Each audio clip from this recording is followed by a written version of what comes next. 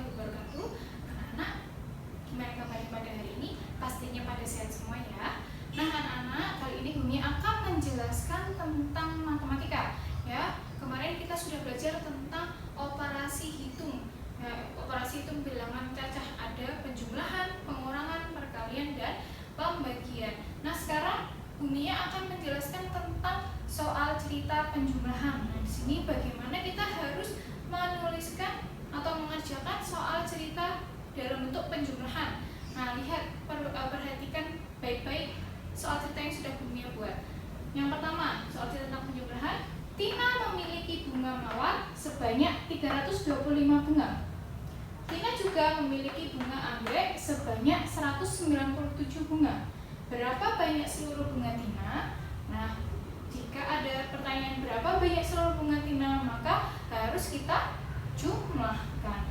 Terus cara mengerjakannya gimana? Cara mengerjakannya, jadi kalau ada soal cerita seperti ini, tidak boleh langsung dituliskan jawabannya ya. Jadi harus dituliskan kalimat matematika. Apa itu kalimat matematika? Jadi kalimat matematika itu penjumlahannya itu bagaimana? Nah, karena di sini kita disuruh diminta untuk menghitung semuanya, maka kalimat matematikanya adalah 325 ditambah 197.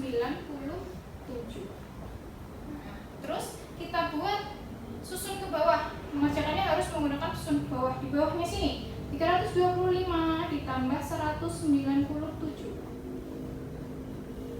5 ditambah 7 itu 12. Nyimpen 1.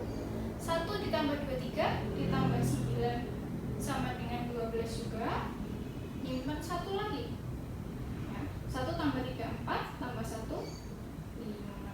Nah 5 tambah 7 12, nyimpen 1. 3 tambah 9 12, nyimpen 1 lagi 522. Ini dicoret saja ya.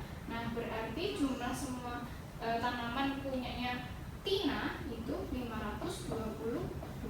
Nah setelah dituliskan seperti ini, anak-anak harus menuliskan kalimat simpulan. Nah kalimat simpulan itu gimana? Harus ditulis dengan kata jadi. Nah ditulis jadi. Terus kesananya gimana? Anak-anak tinggal melihat kalimat tanyanya di sini. Kalimat tanyanya adalah berapa banyak seluruh bunga Tina. Maka yang dituliskan langsung dari sini. Jadi banyak seluruh bunga Tina. Nah itu untuk menuliskan kalimat simpulan. Jadi banyak seluruh bunga Tina adalah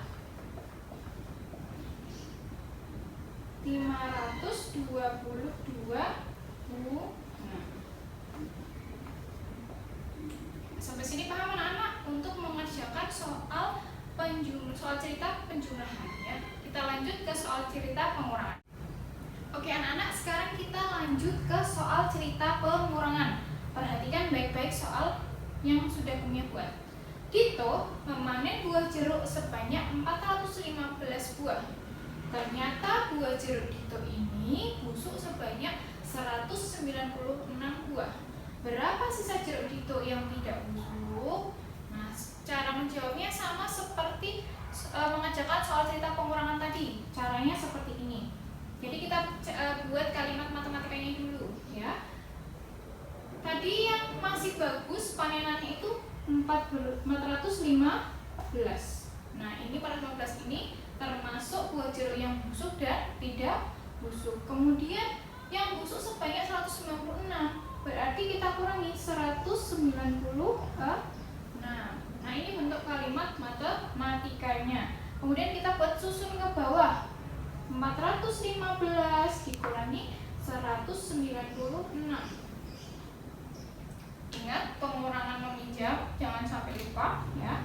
5 dikurangi 6 tidak bisa, sehingga pinjam depannya. Ya, ini jadi 0.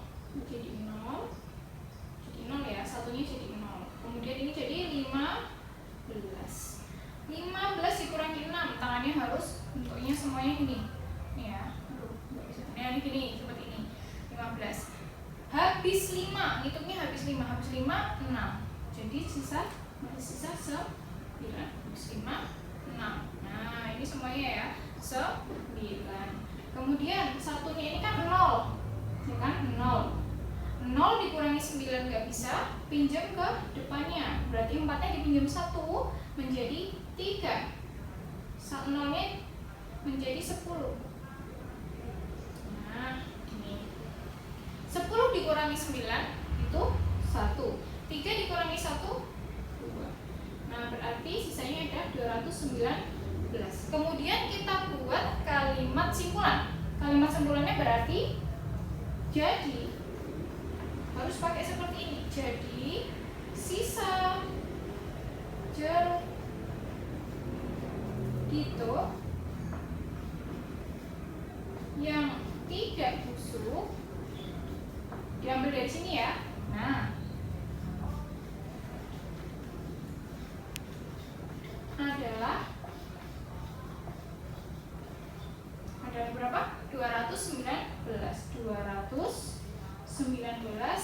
buah. Seperti ini ya cara pengerjaannya. Jadi harus ada kalimat matematikanya, harus ada susun ke bawahnya. Ini Bumi hapus aja biar tidak mengganggu. Nah, jadi menulisnya seperti ini. Seperti ini.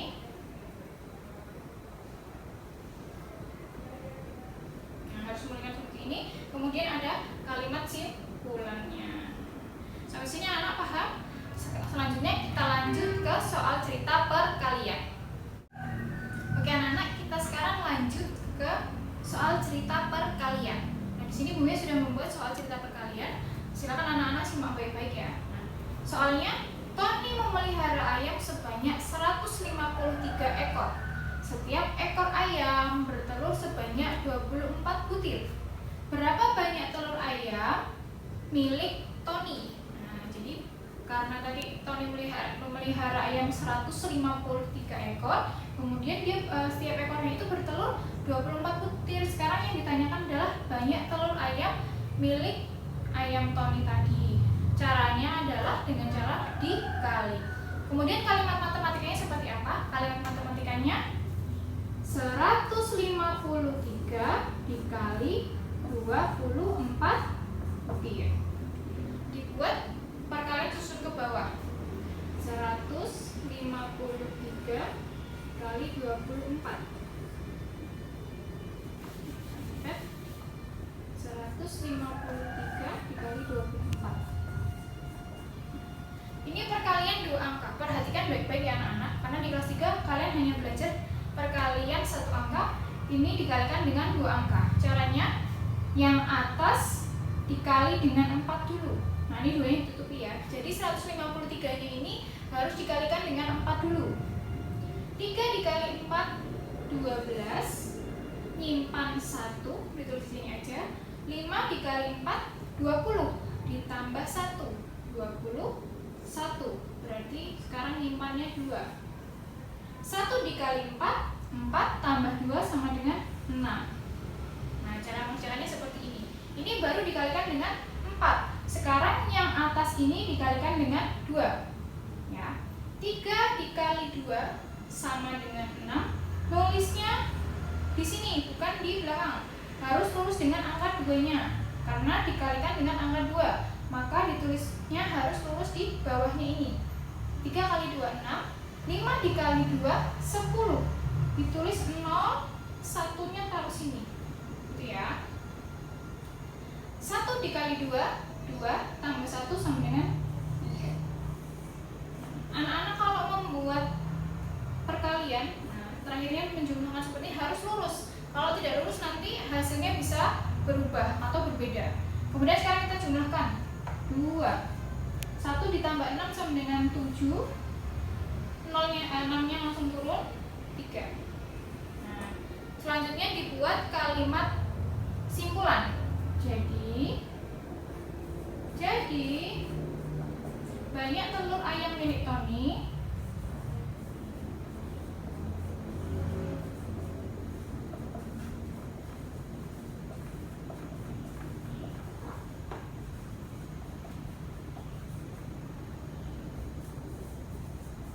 adalah 3 3.672. 3.672. Tambahkan butir karena kita sudah menghitung banyaknya telur, jadi ditulis butir. Sampai sini paham tentang mengerjakan soal cerita perkalian anak-anak? Kalau paham, kita lanjut ke soal cerita pembagian. Oke anak-anak, kita lanjut ke soal cerita pembagian. Nah, perhatikan baik-baik soalnya. Muna memiliki 184 permen.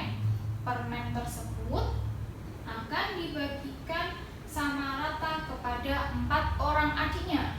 Berapa banyak permen yang didapatkan oleh masing-masing adiknya? Jadi setiap anak itu tadi dapat berapa? Nah, kalimat matematikanya adalah 184 dibagi 4. Karena mau dibagi ke adiknya maka harus dibagi.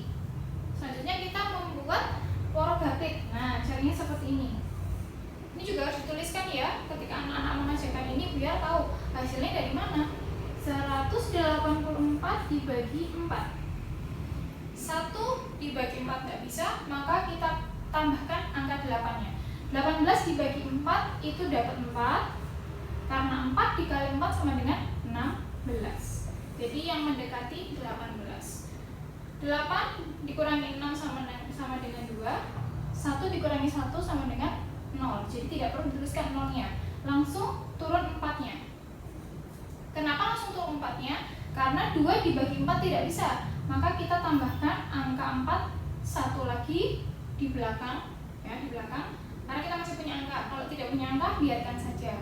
Nah, 24 dibagi 4 sama dengan 6. 6 dikali 4 24 dikurangi 0. Jadi 184 dibagi 4 hasilnya adalah 46. Kemudian kita buat kalimat simpulan. Jadi banyak permen yang didapatkan oleh masing-masing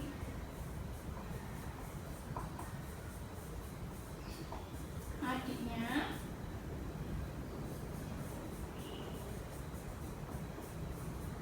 adalah 46 permen.